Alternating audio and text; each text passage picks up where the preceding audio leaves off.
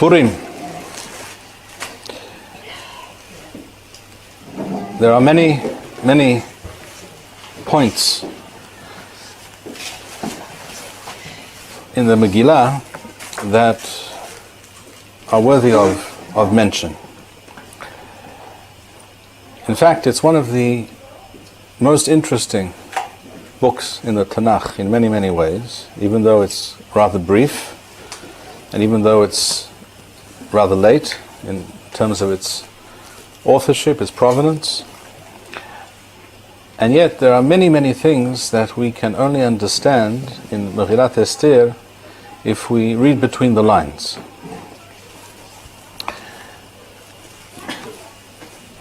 But before we go into these various points, I'm going to say a few words about the concept of a miracle, a nes. Normally, in English, when we say miracle, which is how people usually translate the word nes, we mean a supernatural event, something which is beyond the bounds of the laws of nature, the laws of physics. And according to that definition, you would think that the term miracle, nes, should not be used with regards to Purim, because there was no supernatural event with regards to Purim. Everything in the Megillah follows the natural order of things in this world. There's one event, another event, which as we'll describe presently. One thing leads to another, as things do in this world, always. But there's nothing supernatural, nothing at all. And yet, we find in the Gemara, in the Talmud Bavli, Masechet Arachin Daf Yod, it says explicitly, it refers to Purim as a nes. Because the Gemara there asks the question, why do we not say Hallel on Purim? And it uses the term, what about the nes of Purim? Why don't we say Hallel? So you see the Talmud does refer to Purim as a nes, as a miracle. We therefore need to understand that the term nes in Hebrew is not the equivalent of the term miracle in English. It's not the same thing. Sometimes it is true. Sometimes there really is a supernatural event, and that is also referred to as a nes. But it's very important that we understand that the term nes in Yahadut, in the Torah, is not necessarily supernatural in nature. In order to understand this a bit better, we need to understand the actual word in Hebrew, the word nes, because the essential primary meaning of the word nes is not miracle or even a special event.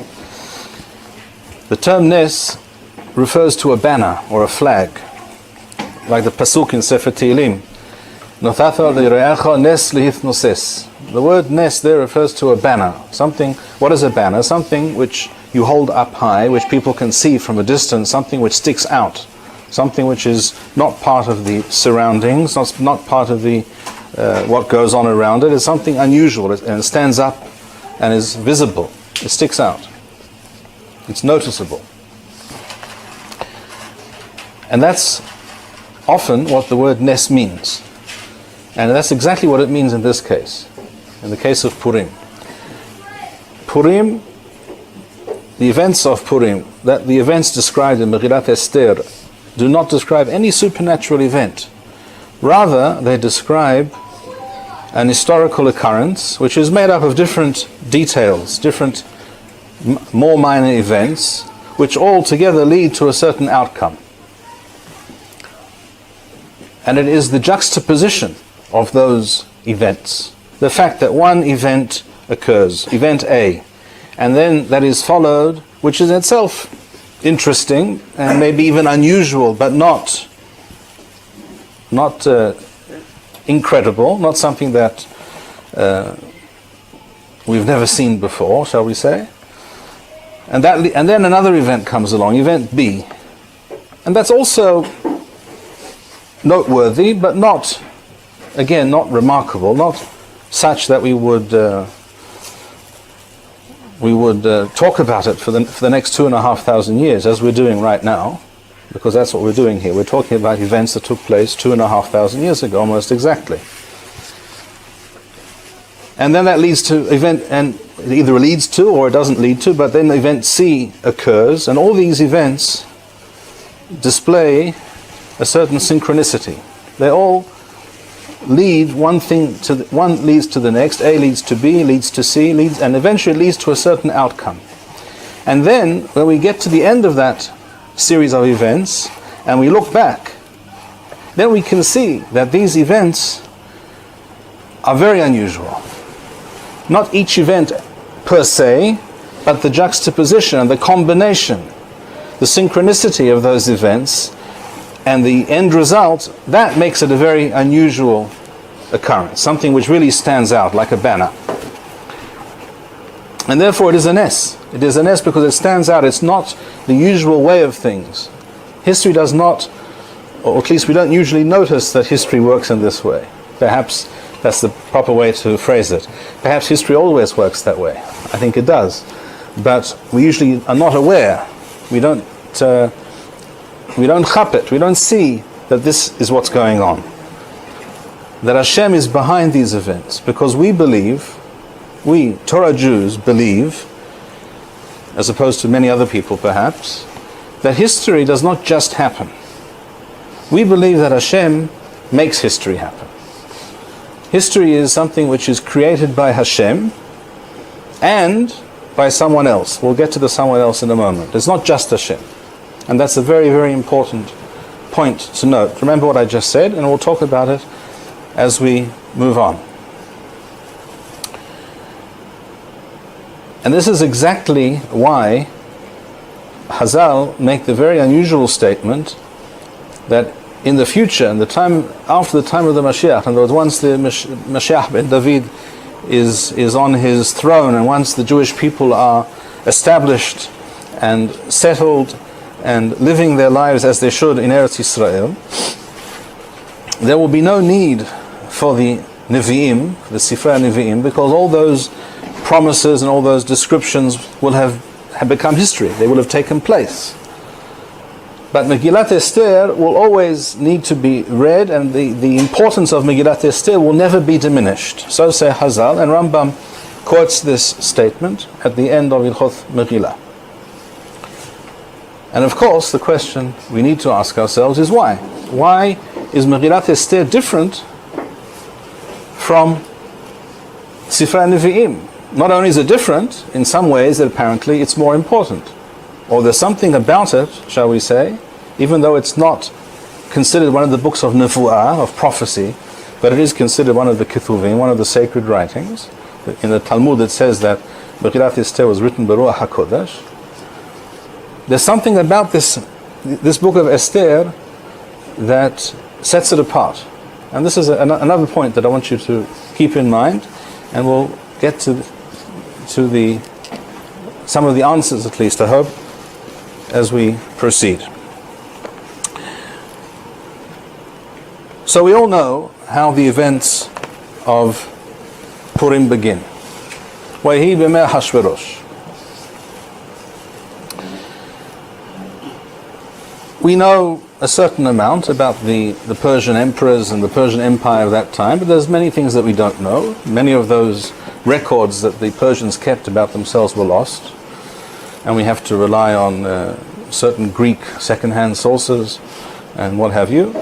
But we know that, and the Megillah makes it very, very clear, that in the palace, certainly, they led the king and his close advisors, etc.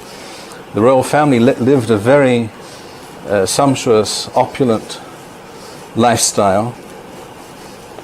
It's not for nothing that the Megillah describes in detail the banquet hall of Hashverosh at the beginning of the Megillah, and talks about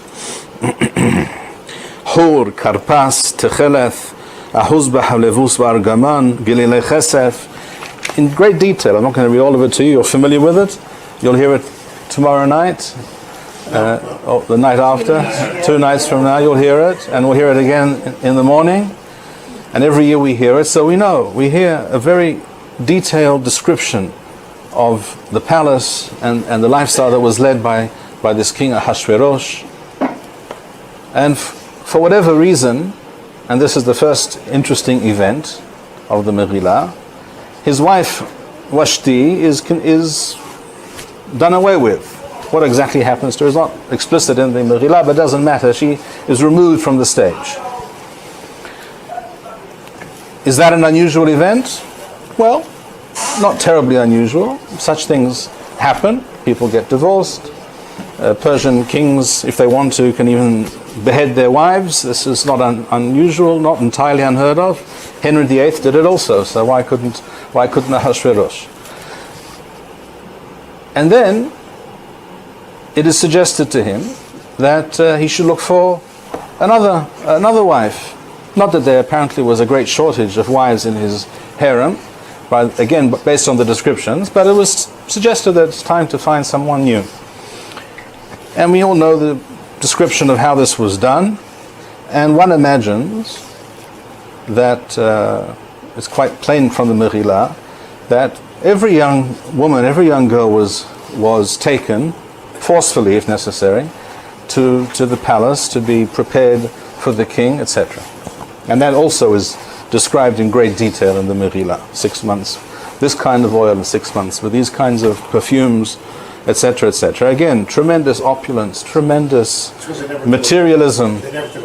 There were thousands and thousands of young women, perhaps tens of thousands. We're talking about a huge empire. The Persian Empire stretched from Afghanistan of today and all the way to Western Turkey and to the Aegean Sea, included Egypt, Eretz Israel. It was a huge empire, the largest empire that had been seen till that time. And here's the next interesting event. Who is chosen from all these young women? Who finds favor in the eyes of this, from what we read, a very vain, empty-headed, worthless individual called Ahasuerus, who happens to be the king of this great empire? A Jewish girl called Esther. Well, okay, now let's ask ourselves, is that incredible? Is that an impossible event according to the rules of nature or physics? No, it can happen. She didn't have any choice in the matter. Chazal make this very clear. In the Midrash, where they say in Agadat Esther, it says about Esther that watilakah, she was taken. She didn't go, she was taken. This was true for all of these young women, unfortunately. She was taken, but she found favor in the eyes of Ahasuerus, and she became the favorite wife of this Ahasuerus. So we have event A. Vashti is gotten rid of. Now we have event B. We have Esther now in this position, which she never imagined she would find herself in. Neither did Mordechai. And this is the interesting point. Mordechai, unlike probably many other Jews at the time, were just saying to themselves, and with justification, with good reason, they were saying to themselves, oh, what a terrible tragedy. A young Jewish girl, she was probably, my guess, 15, 16. I don't think she was older than that.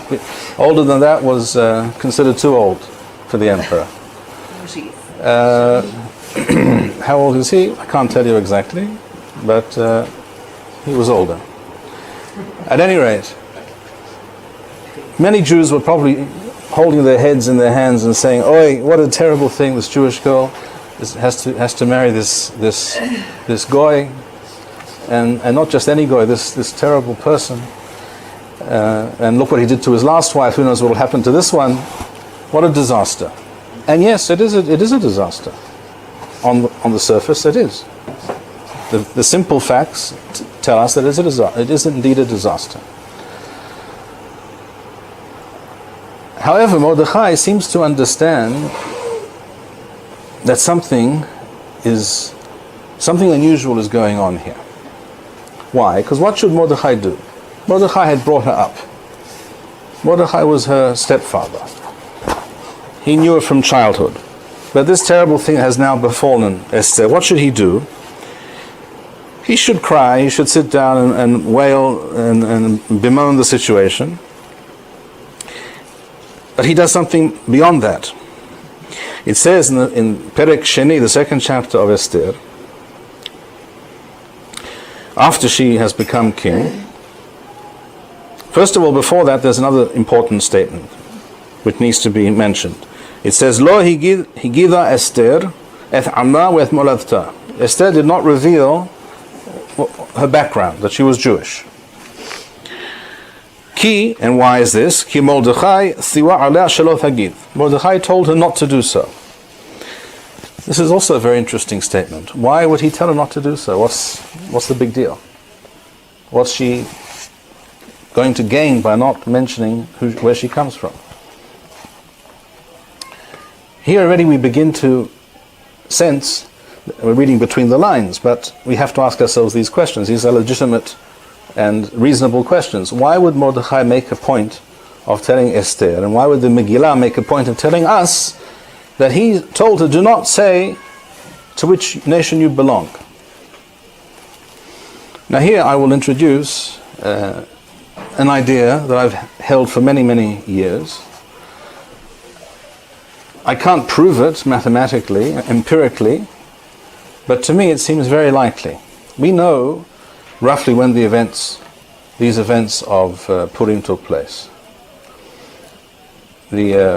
Assuming that we're talking about a certain Persian king whose Persian name was Cheshaya Rasha, or who the Greeks referred to Xerxes because they couldn't pronounce the Persian name, and who's called in Al Megillah Ahashverosh, and who's referred to in ancient Aramaic texts as Ahashrash, and that's how the name appears in the Megillah in one place, which indicates quite powerfully that that's who it was.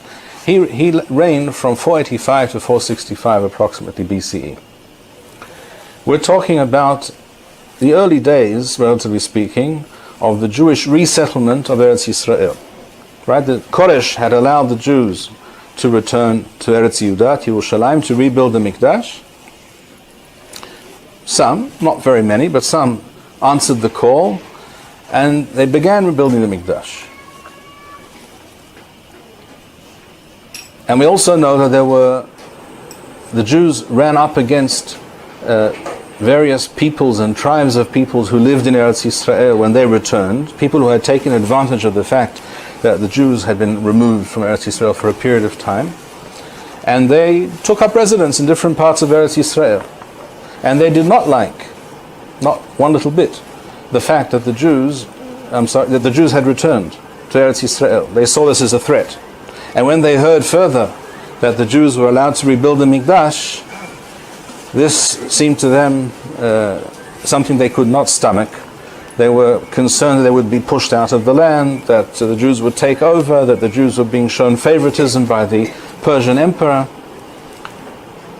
So therefore, all kinds of political machinations began. These machinations are not a theory that I have, these are a fact. They are written in Sefer Ezra and in Sefer Nehemiah.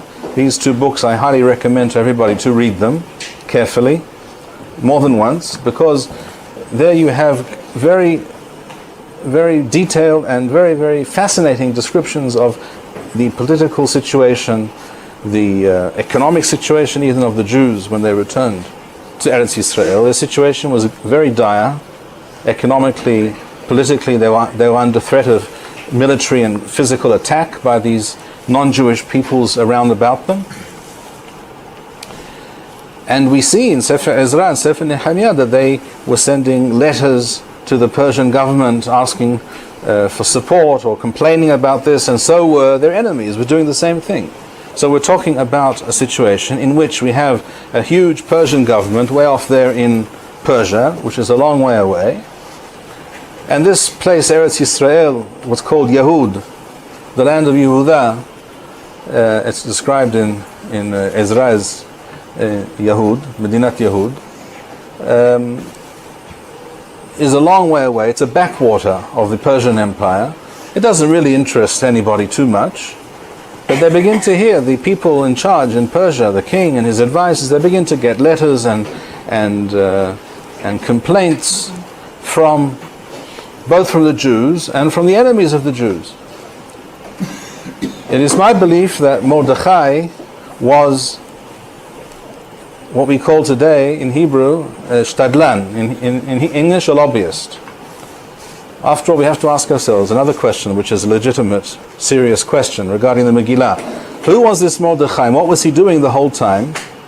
What was he doing the whole time in the palace or near the palace? Why wasn't he at home? Why wasn't he at work? Why wasn't he selling Persian carpets in the shuk?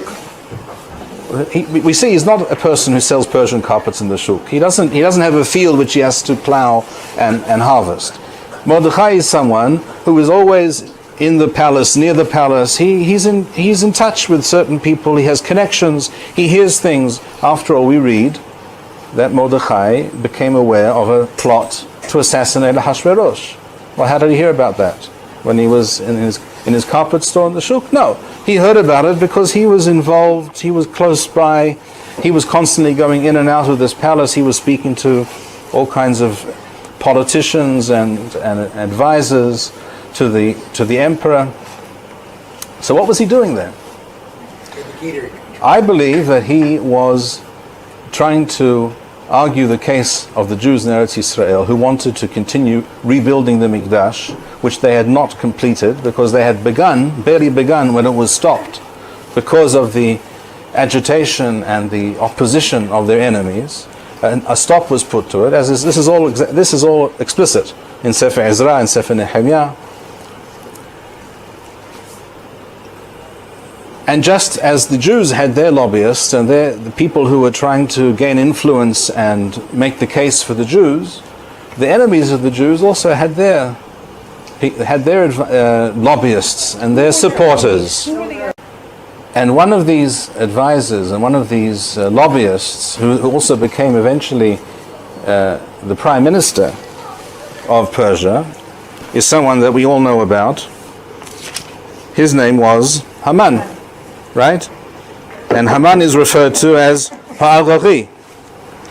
Now, I do not know for a fact if he was a descendant of Agag, the king of the Amalekim in the past, in the time of Shaul, or if there was a nation or a tribe that were called by this name at that time. But what we do know clearly, and that's perhaps why the term is used, is that he was a definite enemy of the Jewish people.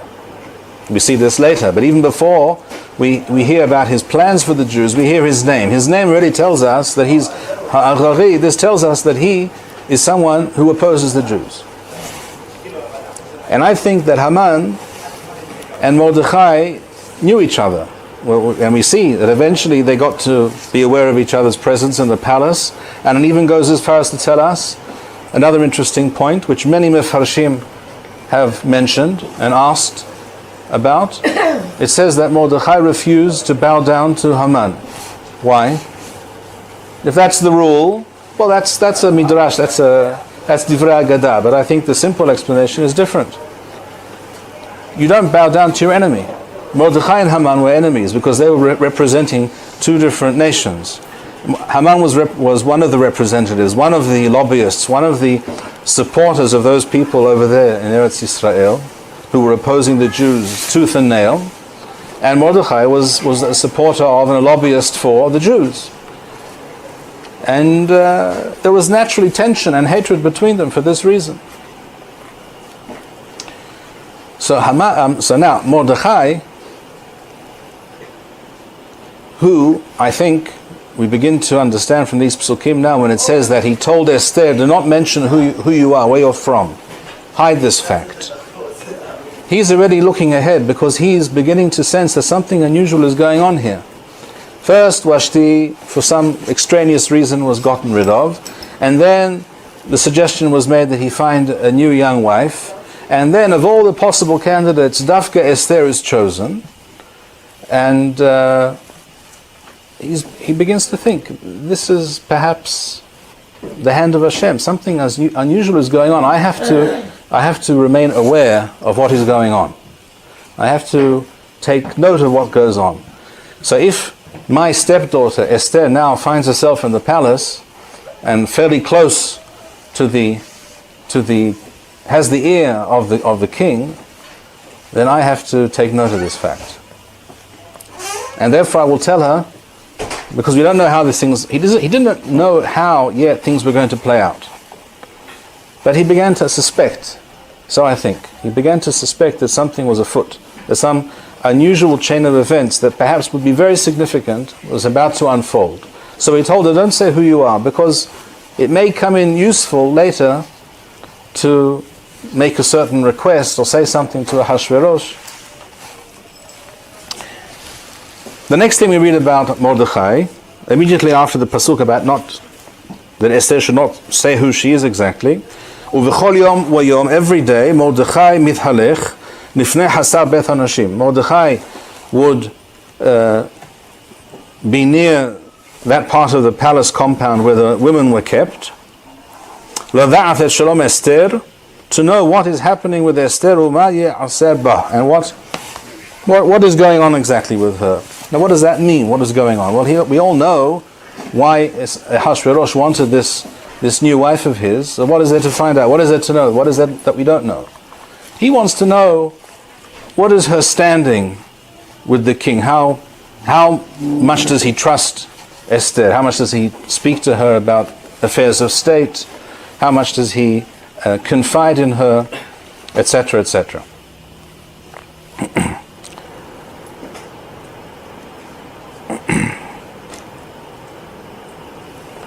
And then Haman rises to power.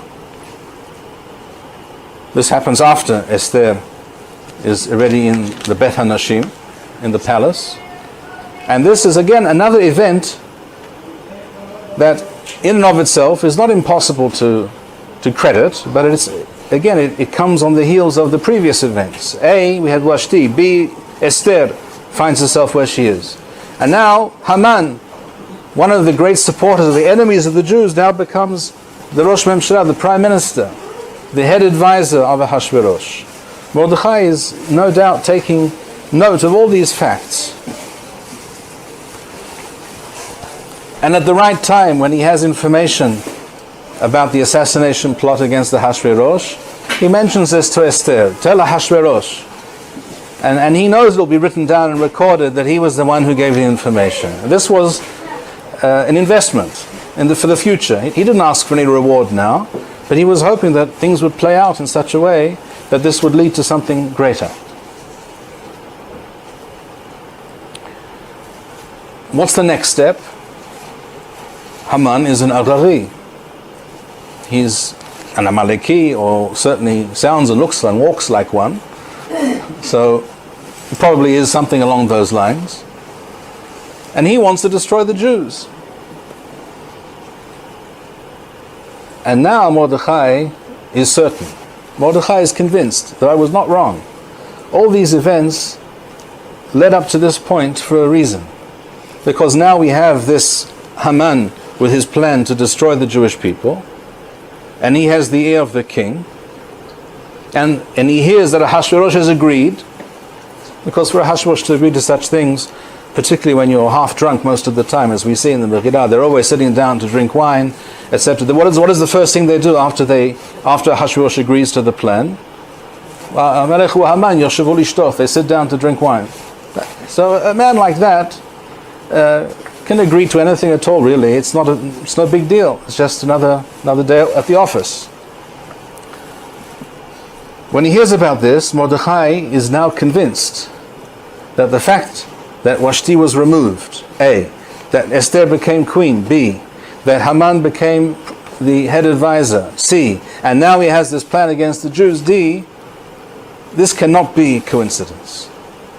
And if it's not coincidence, and Esther is in the position where she finds herself, and I have a connection to Esther, then I must do something about it.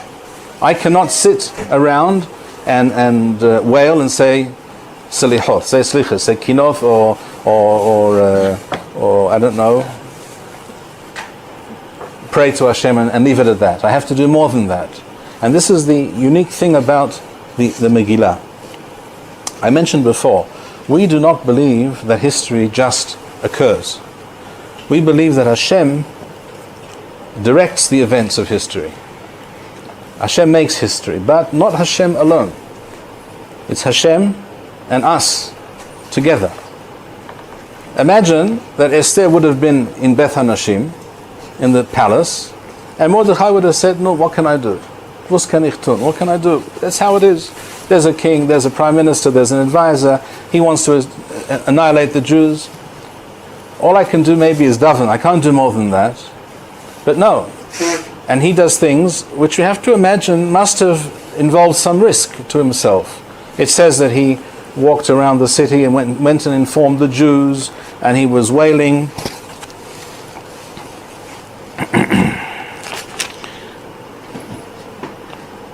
It says, "Vayikra Mordechai ev b'chado." He rent his clothes. Vayidbas sak va'efer. He wore sackcloth and ashes. Vayizak za'aka gadola umara. And not just that. He went to the gate of the palace and he sat there in this kind of dress, which was not allowed. This was clearly something which was not according to the rules. He was putting himself at risk. And he contacts Esther, and Esther plots how to bring this situation about where she can reveal this information to Hashverosh, and we know how the story pans out. The point is that the events of Purim, each one of those events in the Megillah is quite natural or normal, as it were. But the fact that these events happened as they happened, one on the heels of the other, leading to a certain set of circumstances, which meant that Esther was in a position to do something and Mordechai was in a position to do something.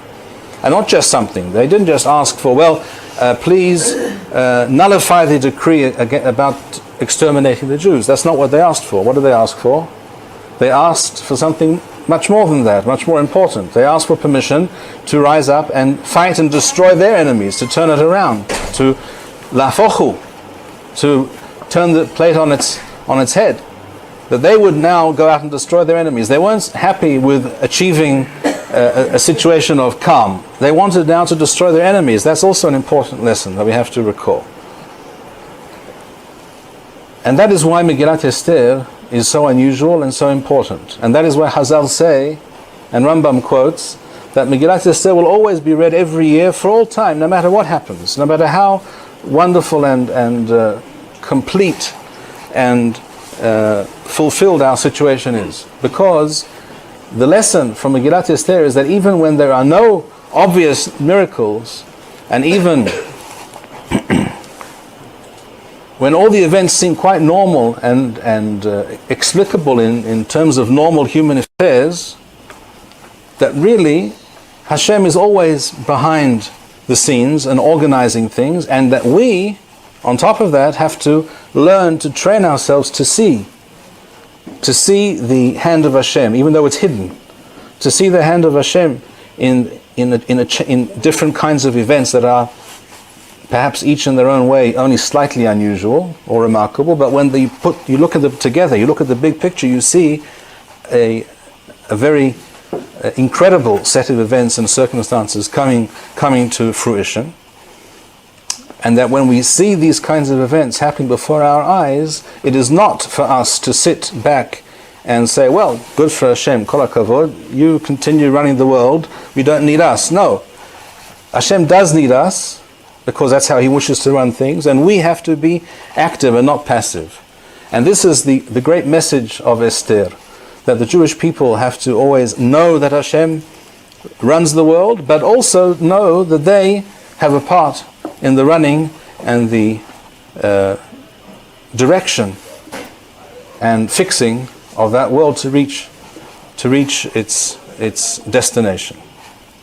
So when we read the Megillah, let us take note of all these events and read between the lines and understand what was going on and how therefore amazing those events really were. Because when you understand how Hashem, when you get a glimpse, as we do in the Megillah, of how Hashem runs the world in a way which is easy to miss if you don't know where to look, and if you're not looking very carefully, you don't have the right glasses on, and you haven't read the Megillah, so you haven't been trained to do this, then you can miss all these things. But when you have had this training, as we have, And that's why Chazal stressed that we always have to read the Megillah every year. It's a chovah on everybody, every Jew, and it will be a chovah for all time. When, with that training, we have to understand that when Hashem runs the world in such a manner where those steps and the fine-tuning that Hashem does is not obvious to the naked eye, but it's very much there, that in fact is the greatest miracle of all. Thank you, Rabbi Bar-Hayim. We would like to encourage our viewers to share these videos with friends and send in your responses. We would also like to suggest the following opportunity to our viewers.